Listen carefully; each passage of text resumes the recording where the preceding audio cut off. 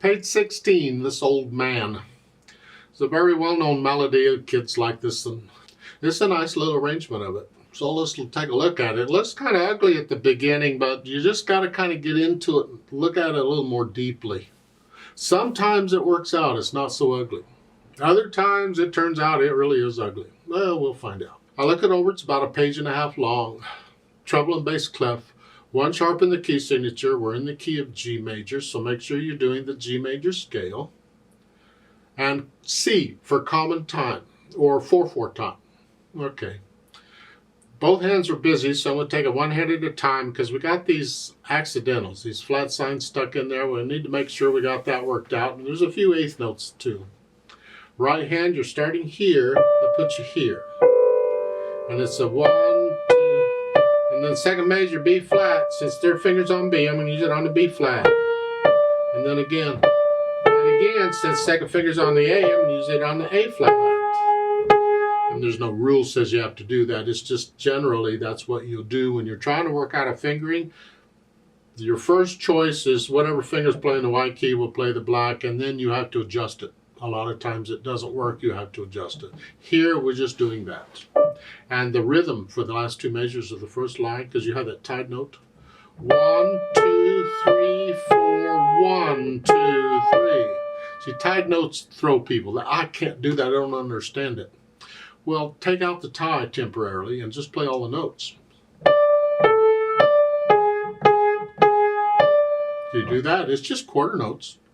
But then you can put the tie in, you just feel it. You can let the wrist collapse a little bit on it if you need to help you. And then the second line, now we come up here to 4th. See, the last note in the first line is a D. The first note in the second line is a D.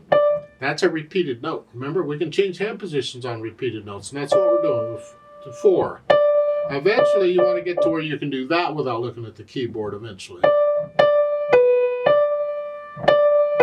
And we're in the song.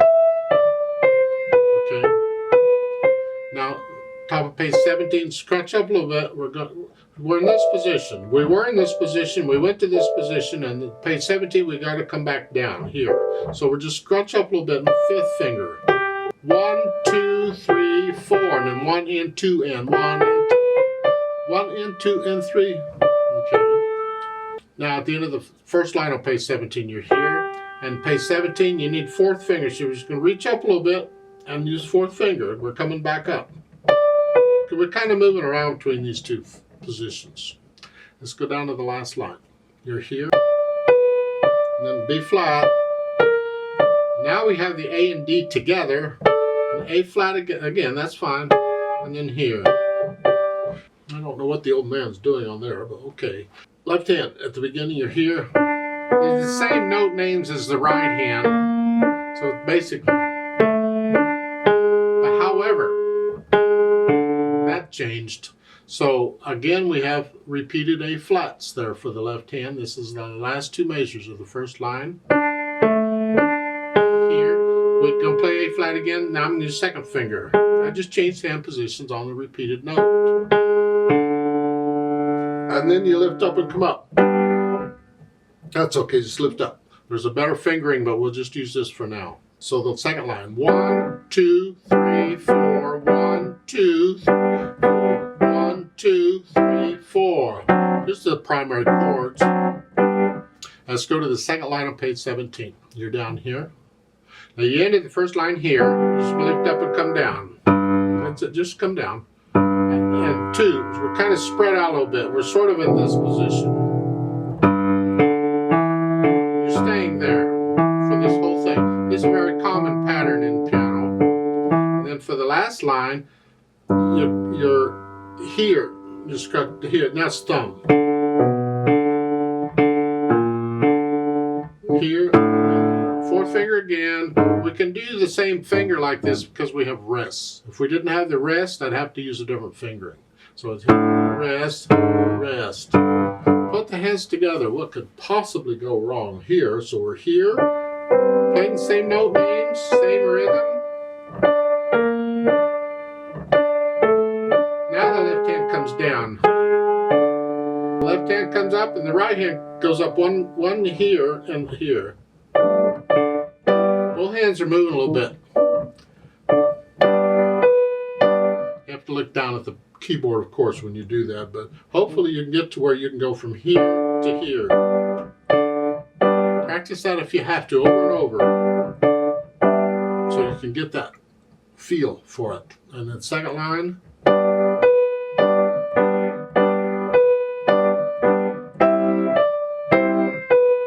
Anyway, I go through and I get the whole thing hands put together, and then I go back over however many times it takes slowly and work out the hesitations. So it's a steady beat at some speed. Then I'll add in the articulation. And a lot of staccatos. I'm flexing. If I'm going slow enough, I'm on the key, I'm bouncing off.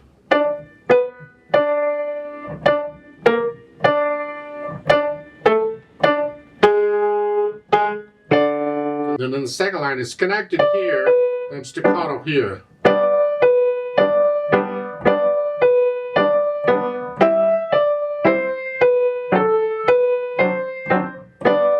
Now on the right hand, you can lift up between each of these if you'd like, or depending on your interpretation, you could connect that whole second line together.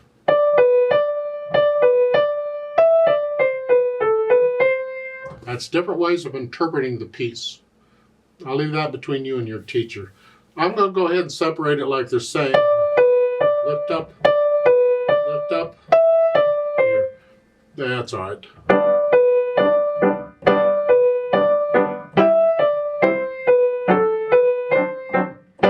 Now here, staccato.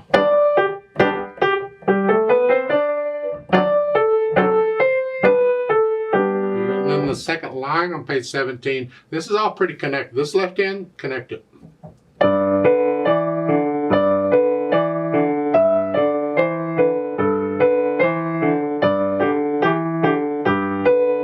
I'm connecting the whole thing. Even no matter what I'm doing in the right hand, I'm connecting the left. So it's like second line again. Here, I'm lifting up here, but not here. Lifting up here, but not here. Lifting up in the right hand and not the left.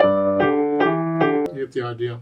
And then the last line, the staccatos are the same in both hands. And again, you don't need to go that fast. I speed it up a little bit to shorten the video. The idea is take it at your speed, nice and slow, and work out these staccatos and slurs. And once I have that sort of under control, I'll think about the dynamics. F at the beginning is loud, and it's going to be both hands here. Just whatever you think, not super loud, just loud. Let the wrist claps a little bit on each of these. And then on the second line, sort of loud. That's the melody. These chords got to be soft.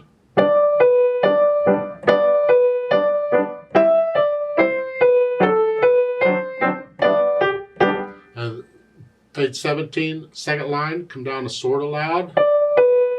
Sort of soft, excuse me. Sort of something. This is very soft. You're staying there into the last line, you have a crescendo. Now you're going to go back up to loud, but don't get loud to the last measure. So we plan this out. We're soft. Next measure, it'll be sort of soft, and the next measure, it'll be sort of loud, and then loud. It's just like a measure at a time here. I mean, it's not always that way, but it works out in this one. Soft. This is both hands here. Now it's sort of soft, sort of loud, loud. So each one just got a little louder. See, if you don't plan it out, you'll be loud by the second measure. Loud, and that's too soon. Then the speed. Well, moderato, that's in the middle. I tend to want to go faster because this is really kind of a happy song, I think. They don't have the words to the song here, but seems to me we had a lot of fun as kids just singing this, kind of enjoying ourselves. But moderatos, 2, 1, that's fine. It's all got to be accurate, though. No hesitation. So whatever our speeds will be different. Everybody will be a little different. You got to take it at your moderato.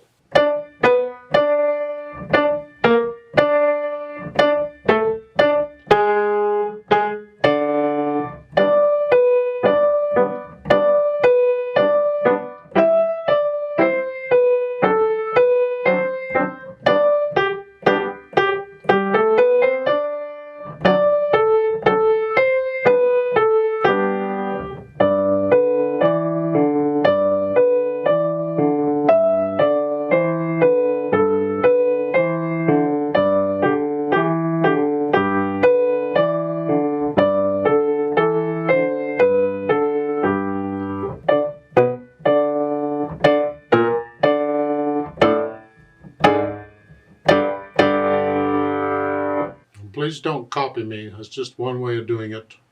With a little bit of coffee, I'd be playing this a little faster.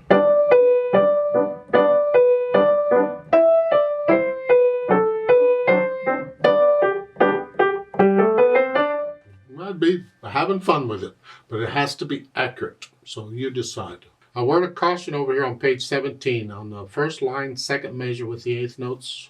The melody's in the right hand. Even though they're playing the same note names, the melody's in the right hand. The left hand is still playing harmony, it just happens to be the same note names. That's what we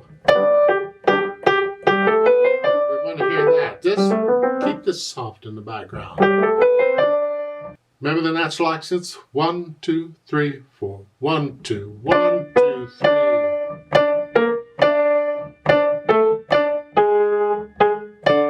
1, 2, 3, 4. 1, 2.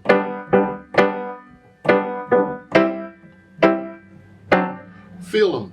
I'm exaggerating them so you can hear them better, but you want to feel them. And the second line on page 17 here.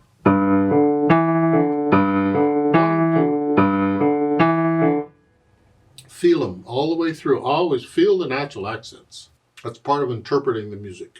Let's play this together slowly and check the notes and the rhythms. I'm not going to do any of the louds and softs, but I'll do the staccatos and slurs and stuff. I'll give us 4 counts. We're just going to go real slow. It's just to check to make sure you have the right notes and the right rhythms. And this is after you've learned it. Make sure you can play it through with no hesitations first, or this won't work. 1, 2, ready, go. 4.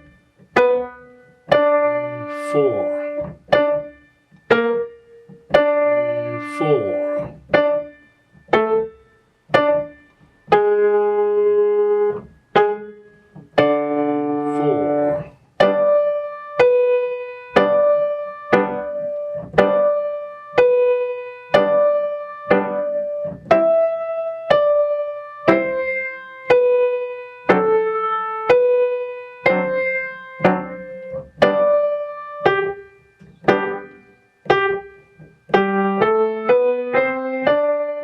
4 and 4.